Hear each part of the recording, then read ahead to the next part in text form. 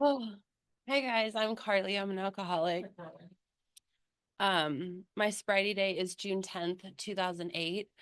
My home group is the Young People's Meeting that meets on Friday nights at 7:30, where the noon meeting meets at what is that, the Methodist Church? Anyway, it's a great group if you want to come visit.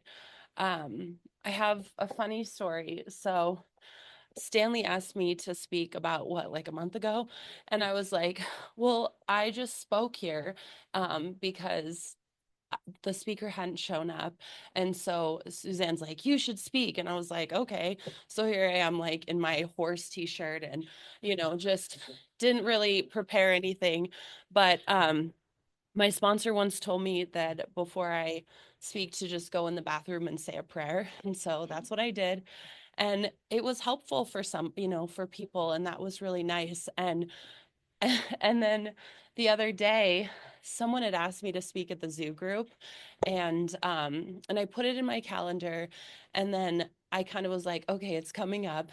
And then my friend Suzanne and I went to a movie, and my phone was on silent, so it didn't alert me that I was supposed to speak that night. And it's like 10 minutes to 8, and she tells me that Sarah's invited us to the zoo group. And I was like, yeah, I think I could do that. And then I realized I'm the speaker. So I'm like, yeah, we better go. So we run over there, and I just like come in hot, like, and give this 10, 15 minute speak. And then yesterday, Stanley's like, my speaker bailed. Can you speak? And I was like, yep, I can do that. But you should ask everybody else first and just let me know in the morning, because I feel like I thrive when I can't think about what I'm going to say. So we don't know what's coming out today.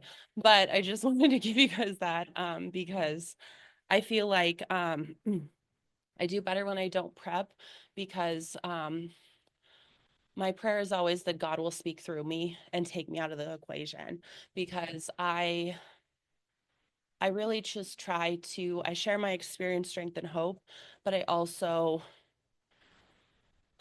try to keep it solution oriented, but I really try to just trust that if I guide this, it's not going to be as helpful. So I don't know. So we'll see.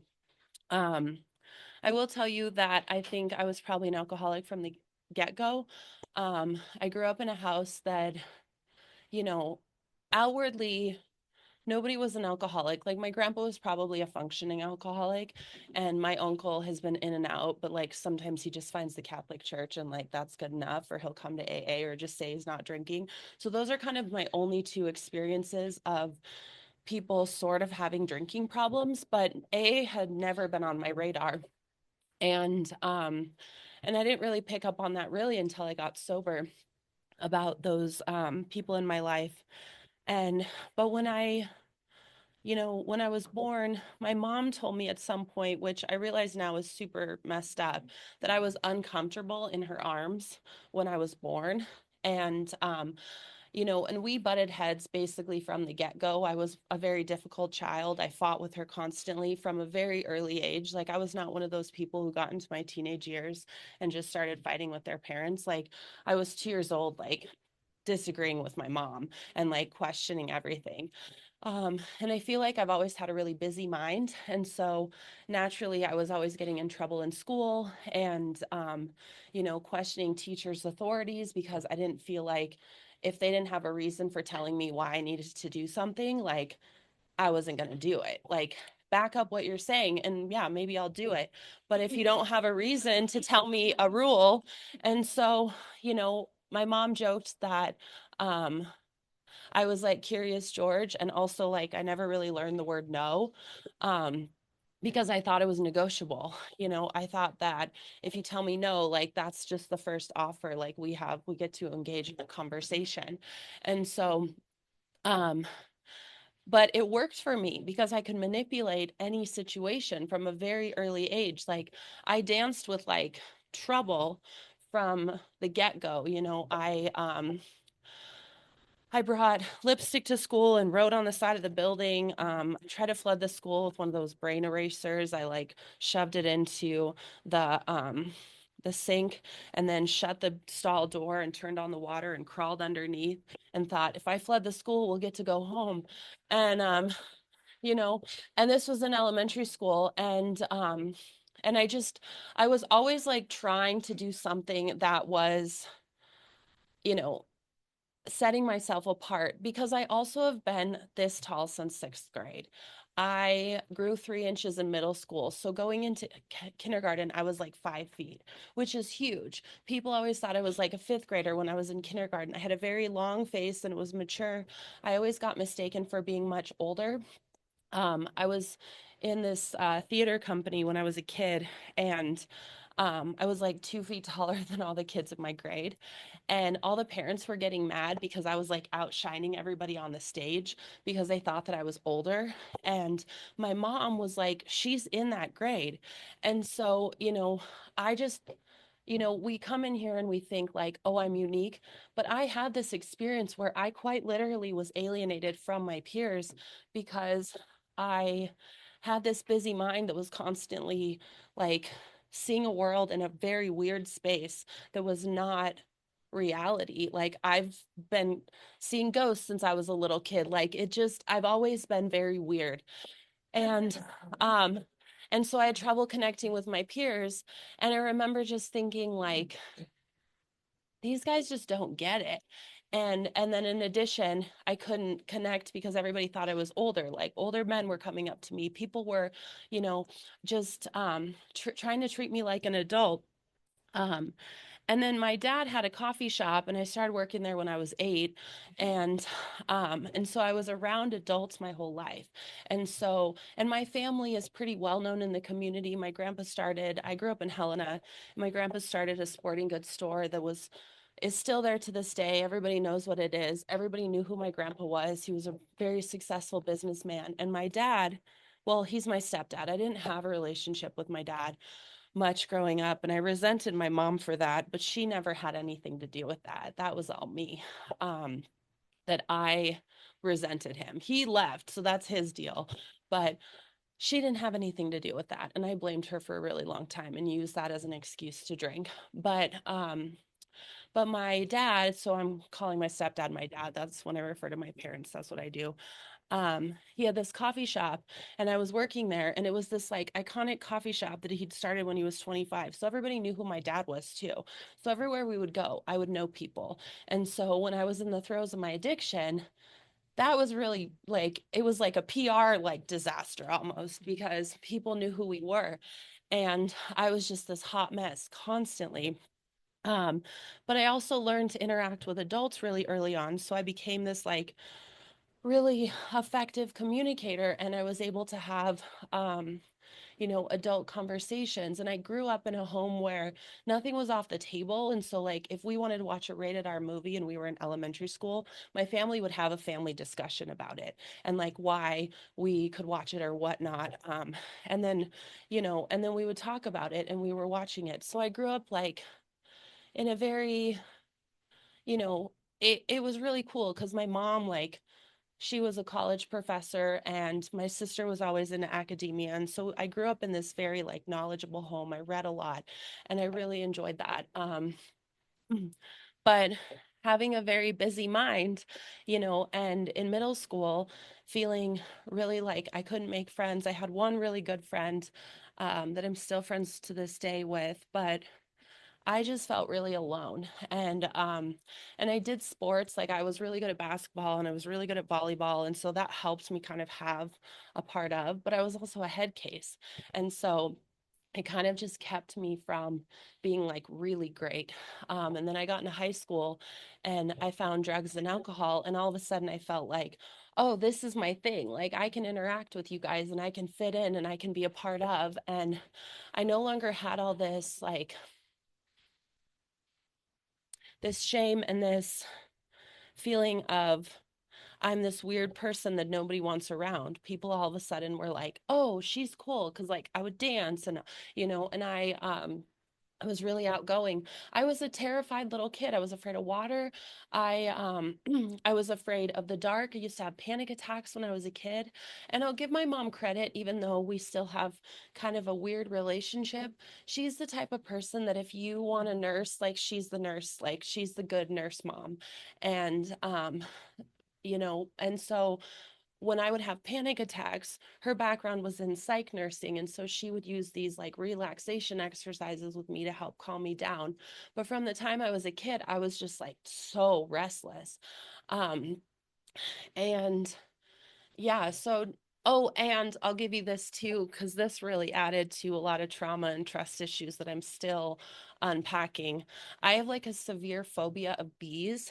And so it, like, when I say phobia, people are like, "Oh, I'm afraid of spiders." No, I don't think you guys understand. Like I'm like on like the psych like diagnosis of phobia to the point of it affects my life. Like I'll jump out of vehicles. Like I don't feel safe. And having that as a kid, people don't understand that. And so I got made fun of and it amplified this not feeling safe my whole life because I couldn't trust my peers to make me feel like I was going to be okay. And so I had a really hard time trusting that in any given situation, I could feel vulnerable and safe.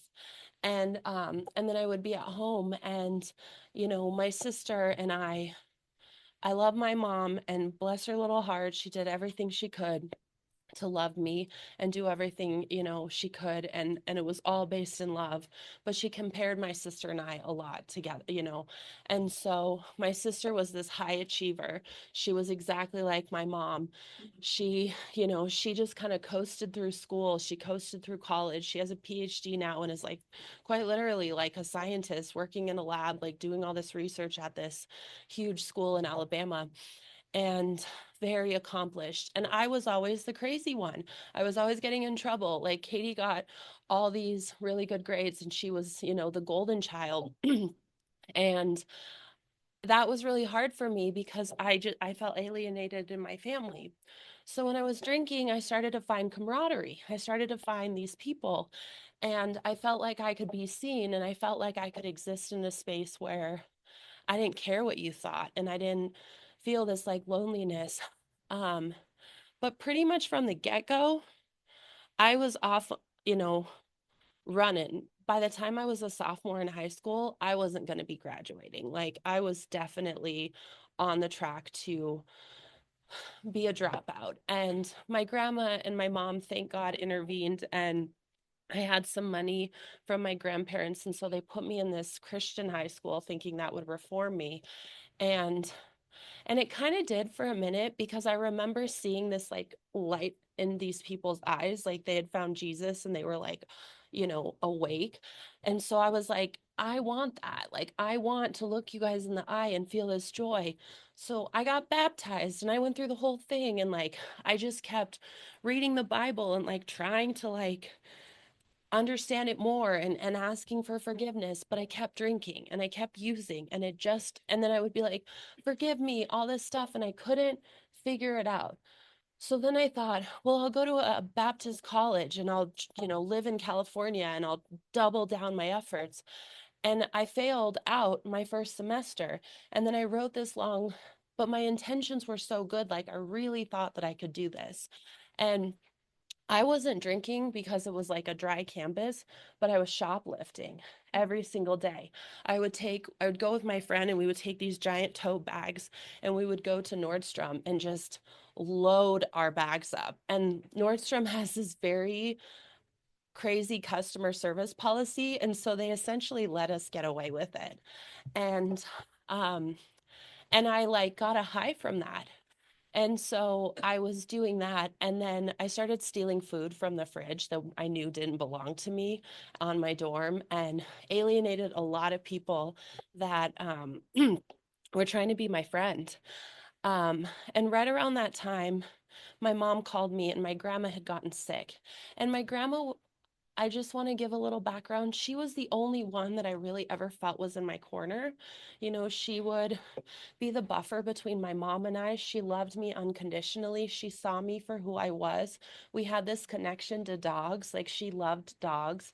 And like, her dog, this little Bashan May May, would only like me outside of her. And so and she like made cookies, and she made Christmas really special. She made holidays really special. She made spaghetti and meatballs for everybody's birthday, and she would count the number of meatballs, and it was always like 98 or 100, and it was like this guessing game of how many meatballs did she make. And but she was like the light of my life, and in my mind I thought she would live forever. Like, I never imagined a world without her. And I remember getting a phone call. I was in California, and my mom told me she was sick, and I just was like, that's no, that's not true. And then I was like, well, maybe if I just pray really hard, she'll get better. And um and I like totally fell apart, and my default was just to take some pills and go to sleep and not want to wake up. And luckily I did. But um my mom called me, and we were making plans. I was only going to come home for Christmas, and we were making plans for me to come home for Thanksgiving because she was rapidly declining. She had acute leukemia, and she'd had a cough for a really long time, and they didn't do blood work.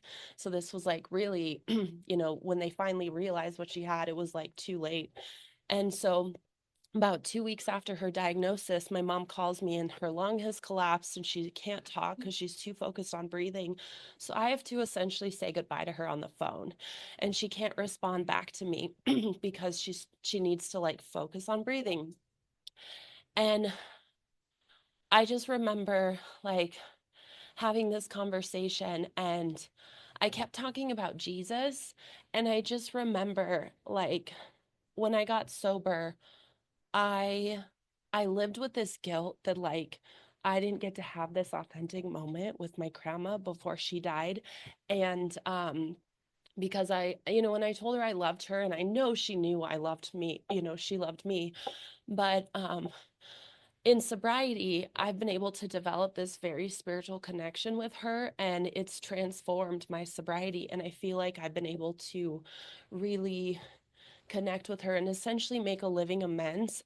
And I know today that she would be proud of me, but it's taken years for me to let go of that guilt of what that last conversation was. And I don't know, maybe she was smiling the whole time. I have no idea. But that was something I held on to, and it gave me an excuse to just drink. And I wrote this letter that I was going to do better to the school, and I really thought I was. So I got accepted back for the second semester, and I just couldn't show up. I didn't even show up to my finals. I just was like, fuck it, I'm just going to go to the beach. I like was enamored with California and Disneyland and all the things. And so, I was writing bad checks. I couldn't do anything. And, you know, at that time, I had also found like the seediest people. And so I had started to also like use drugs and alcohol more. And I remember being in situations where I would wake up and not know where I was, and things were going on around me. And it was really, but I still continue to put myself in these situations because that's the story of my drinking is, when I would go home for holidays or whatever while I was in California, I never spent any time with my family. I remember Christmas night, I was just with my friends, and we were blacking out. And my MO was to like I always blacked out, or I always was like, the goal was always to just get completely wasted. I never was a social drinker. I was never a social drug user. That was never an option. I just wanted to get completely numb. And that was really from the get-go. And I did end up graduating high school, obviously, but it was like hanging by a thread, but I'd failed out of college, and I came back, and my mom, I remember she told me like I wasn't welcome at the house anymore because when I had come home, I wasn't there. And I was like, that's fine. It's summer. I'll just party all summer and figure it out. So I didn't have a home and I was homeless all summer. And I would just find like a guy or a friend or whatever. And like, I didn't have a car and I didn't have a cell phone. And so I had these two friends and we were living together. And the three of us would just like, whoever we could find to like have a cell phone or to have, um, you know, bring us somewhere or whatnot. And then I found a job at a country club and or it not really a country club. It was like kind of the seedy country club. And um like there was a really nice one and then there was like the party one and I worked at that one and it was out by the lake, so we would go and like party all day at the lake and then I would go to work and be this like waitress at this bar and then we would drink all the booze afterwards at the bar. And I'll never forget, my one of my friends was the bartender and I was like, what are we going to do tonight? And she's like, we're just going to drink all of this. And like it was just this like loosey goosey thing. And I remember like going to the bathroom to throw up so I could drink more, and my friends were doing the same thing. Like it was just, that summer was a hot mess. But it was also like I felt alive. I felt like some level of freedom. And I remember I ended up staying with one of my friends, and then we both got kicked out. So then we moved in with our third friend, and then we got kicked out of that. And so then that was when we were like crashing at different places. And we finally got an apartment, but it took about a month before they were like, you're not welcome here anymore. And they kicked me out and had like some level of an intervention. And what I realized is I became really violent. I became really dark. I became really angry when I was drinking. And I didn't realize that. Like, I would wake up and hear that I was saying, like, these really awful slurs to my friends or whatever. And it was so shameful, but I didn't know how to not do that. And, um, and I just kept doing that. And then, for the next year or so, I moved through a series of apartments. I got evicted like over and over again. I would lose jobs and I would work in restaurants and I would drink with the people that worked there.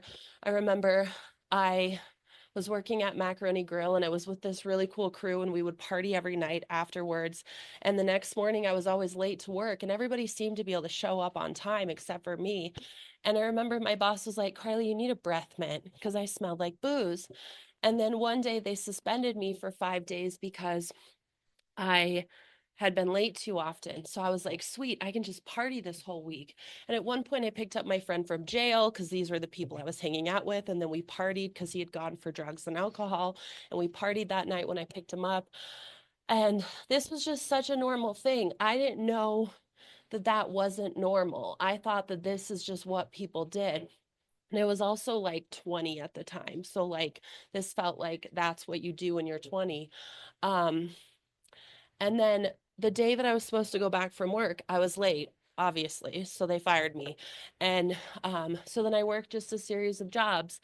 And eventually I found a job where I was working a cash register.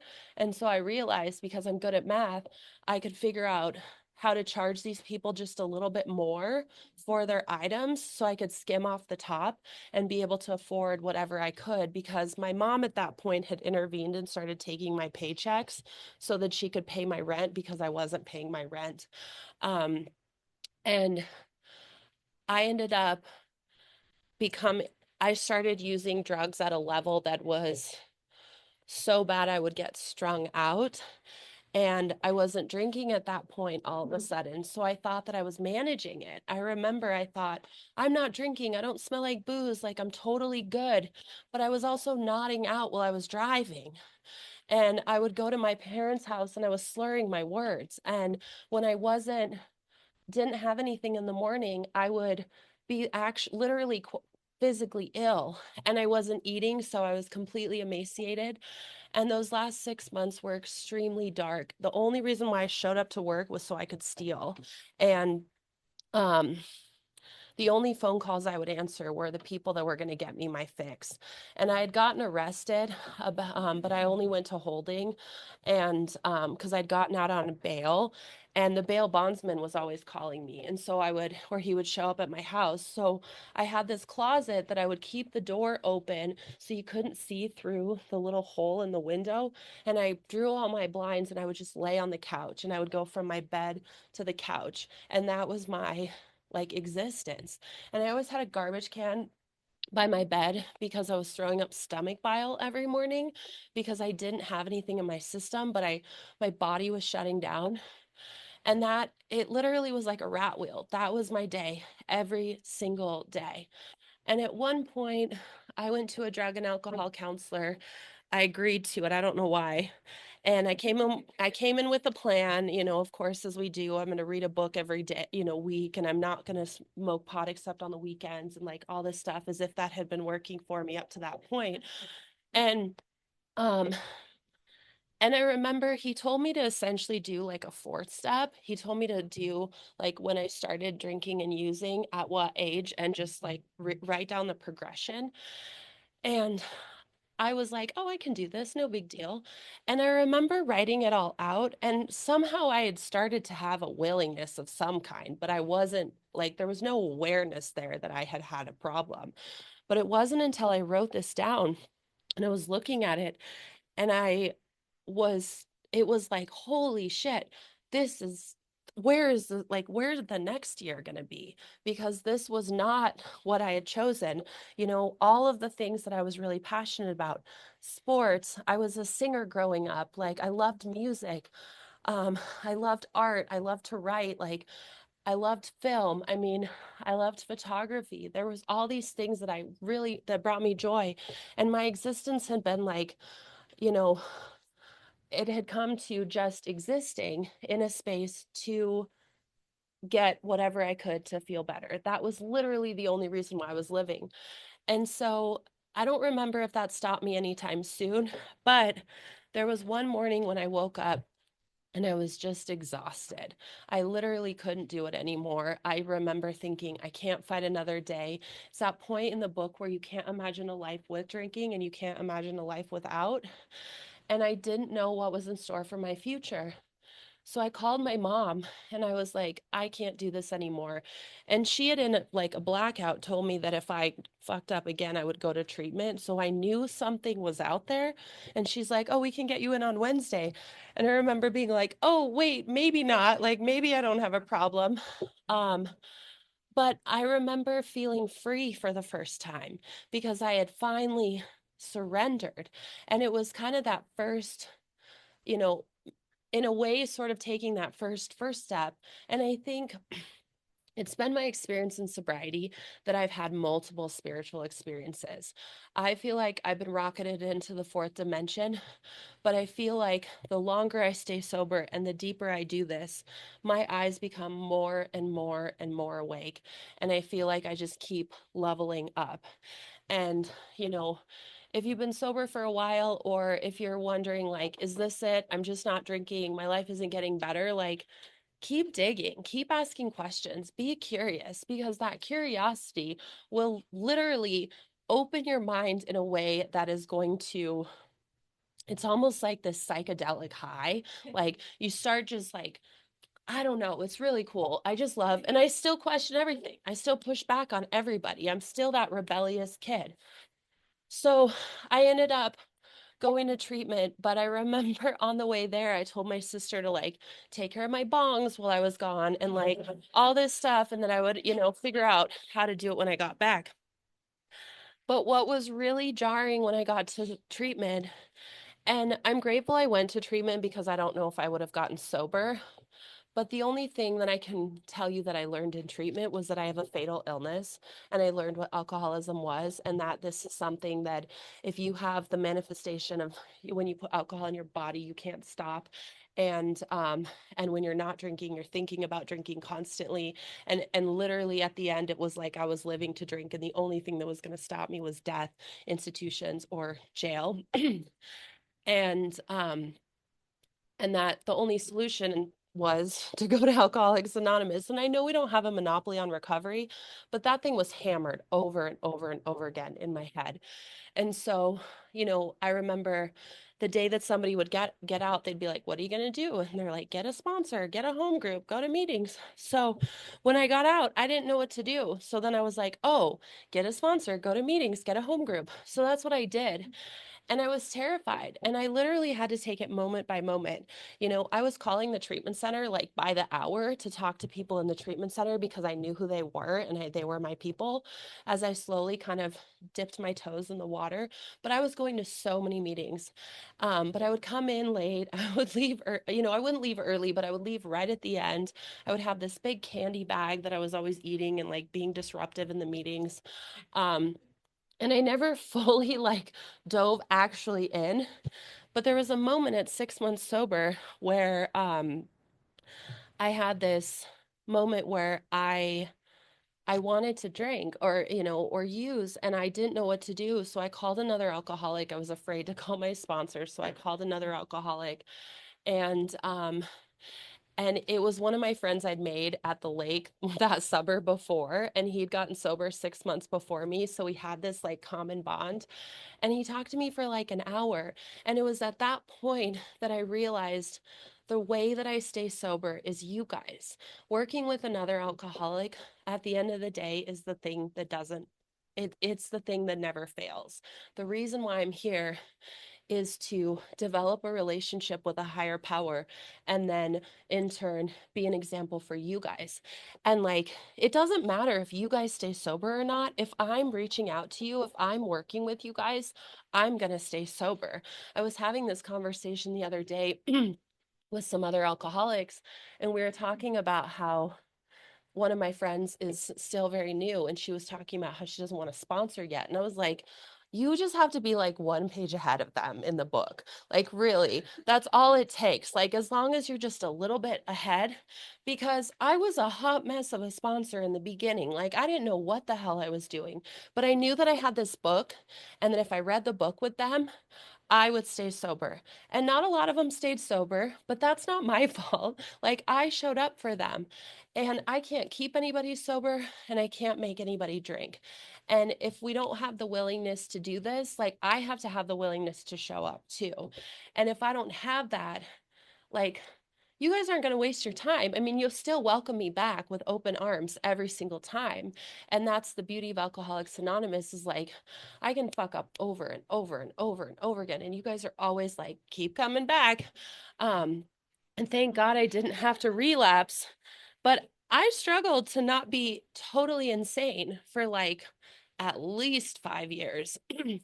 And but I just kept showing up and I just kept reaching out and I got service commitments and I got home groups and um I chaired events and I was like just in the middle of the herd. I was rallying the newcomers, like, let's go to coffee, let's do whatever.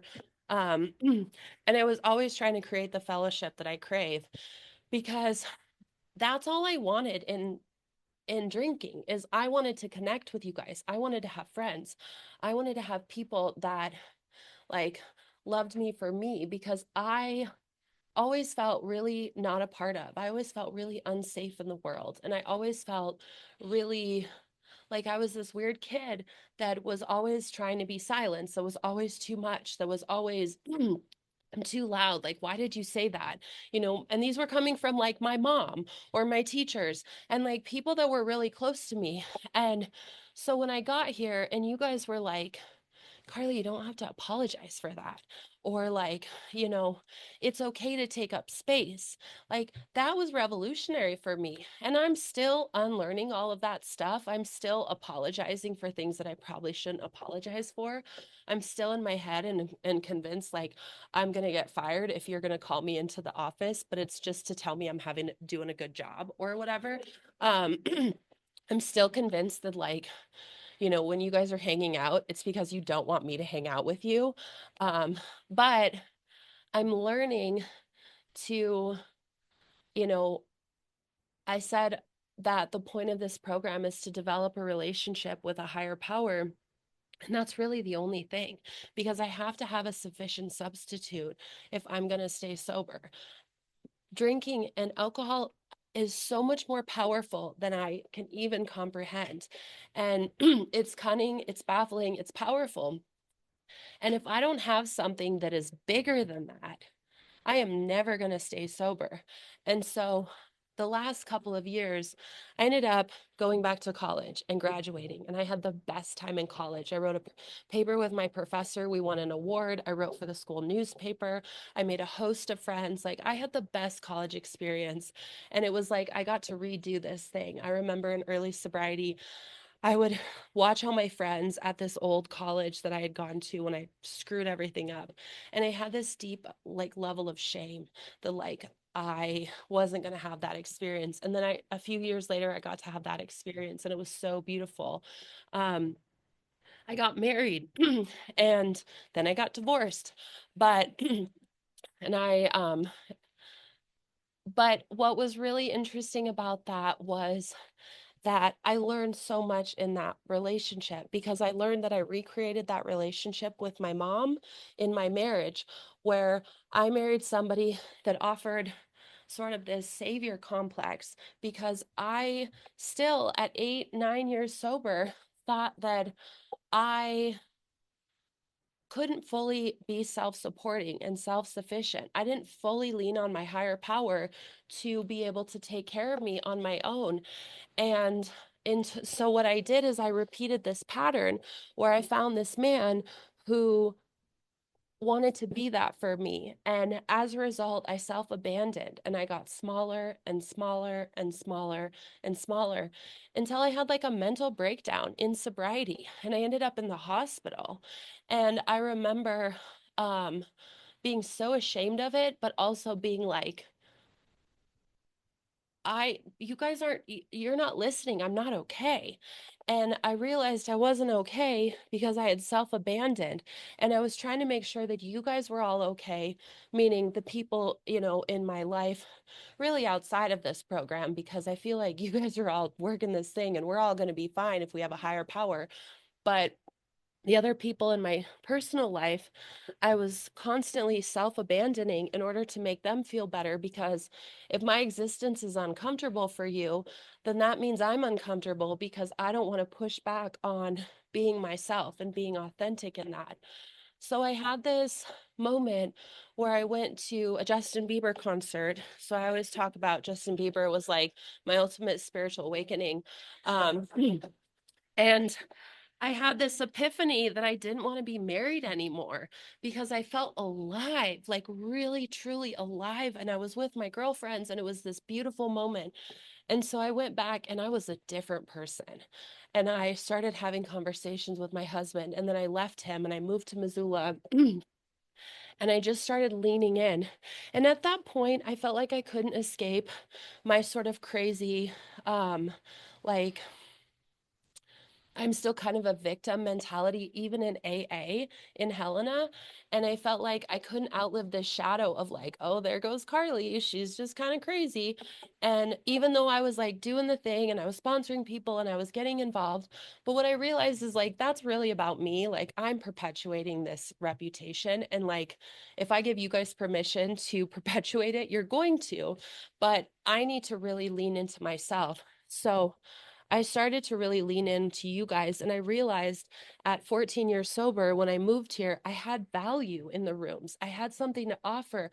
All of a sudden, I realized all this hard work that I'd done, in the traditions and in the steps and in the service structure, I had something of value because I was a new person to you guys. You guys didn't know anything about me. And so I got to show up as authentically as I wanted to be and essentially lean into my full self. And then I bought a camper and traveled the country for a year. And that was the coolest experience. And I think that like ultimately was the thing that made me 100% fully in with my higher power.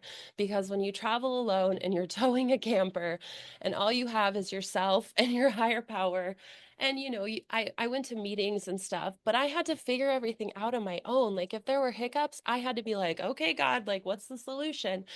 And the solution was always there. I remember one day I was moving my camper and I broke my ankle, I rolled my ankle, and I fell into my camper at the same time. I had to change campsites because I was staying an extra day and they needed me to change. And I didn't realize I'd cut my leg to the bone because my other ankle hurt so bad. And I looked down and my leg is completely bloody. And I was like, oh, I should probably go to the hospital. And but I had to move my camper. I had to make sure my dogs were okay. So I was just like, okay, what do I do? And I just did the next right thing, which is wild to me. I moved my camper, I unhooked it, I made sure my dogs were okay.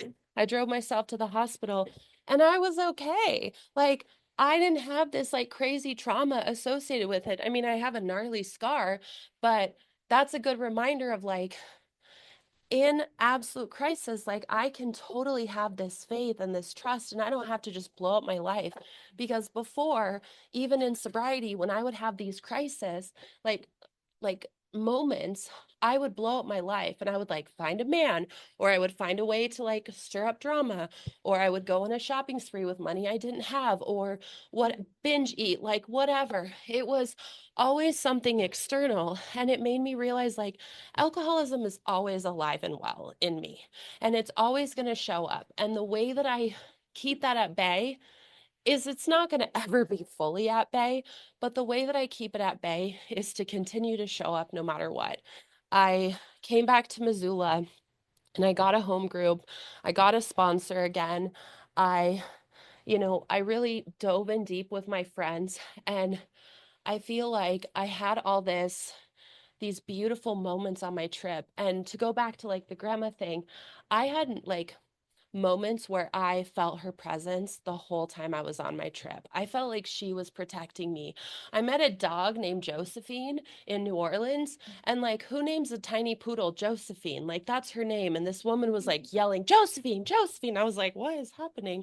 And I also saw her name in tile while I was walking around one of these cities. And I was like, you just don't see this. There were just like odes to her constantly.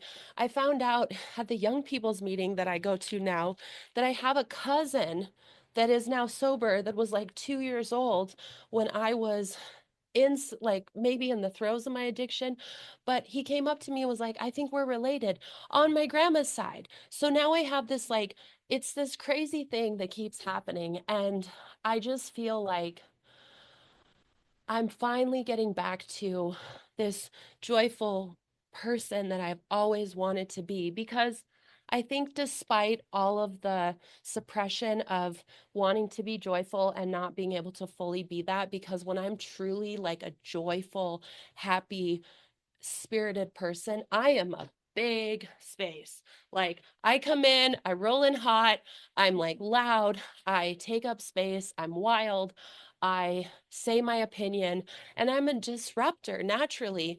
But I've started to realize that's okay, because that's who I am and I'm supposed to be that way. And if you guys are trying to tell me not to, you're not my people. So I'll go find the people that are. And I feel like I'm starting to find those people. And I get to be weird as hell in sobriety, and you guys are like, fucking love you. And um and really, I think that that's in part because I started to fully lean into my higher power and fully trust that like, if I'm just me, I'm going to be okay, and you guys are going to love me. I don't have to be anything different, so you will love me. And when I do that, I self-abandon and I go crazy. And even in sobriety, and then I blow up my life because alcoholism is alive and well. And so what I learned is like, the thing that I kept doing that kept me sick in sobriety was self-abandon. And so the way that I can honor myself and the way that I can have those continuous spiritual experiences and awakenings is to not self-abandon. And the way I do that is get fucking weird, and like just trust that you guys are gonna love me. Okay, I'm watching. Um, so anyway, sorry, I've been swearing and I apologize. That's something I do apologize for, because maybe some people don't like that, but also I don't really care. Um, so, um, yeah, anyway, sobriety is an absolute joy for me today. I still have really dark days. Yesterday, I was like completely in my head, and I was convinced that like nobody loved me, and like I just didn't want to be alone. And I was in this sort of downward spiral, and I'd had a weird dream. I also dream like really crazy dreams. Um, and but I called my friends and and I wrapped Christmas presents and I freaking love glitter and pink and sparkly things. And I just like wrapped these beautiful presents with like rainbow and pink and sparkly, and they look so pretty. I also bought a tree and I decorated it like with huge pink bows and like sparkles, and it's brings me joy every time I look at it. So anyway, and nobody got to tell me no, and it's the first time I've ever gotten to pick what I did, because I was at my mom's house and then I was in an apartment where I didn't really want to decorate, and then I was married and now I get to like do whatever I want. I have this beautiful apartment that looks like it's just splashed with color and craziness, and it brings me joy every time I go home. So anyway, find your joy. Like AA can be such a great gateway to living the best life, and it really just takes continuous willingness to believe that you guys are safe. And not everybody is, but you guys are safe. You guys love me, and I can be weird, and that's okay. And if certain people don't, go find your people. Okay, that's all. Thanks.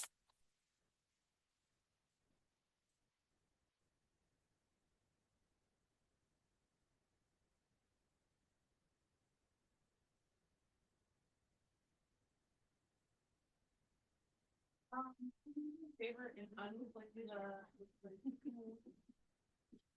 just press the pause button with the mouse.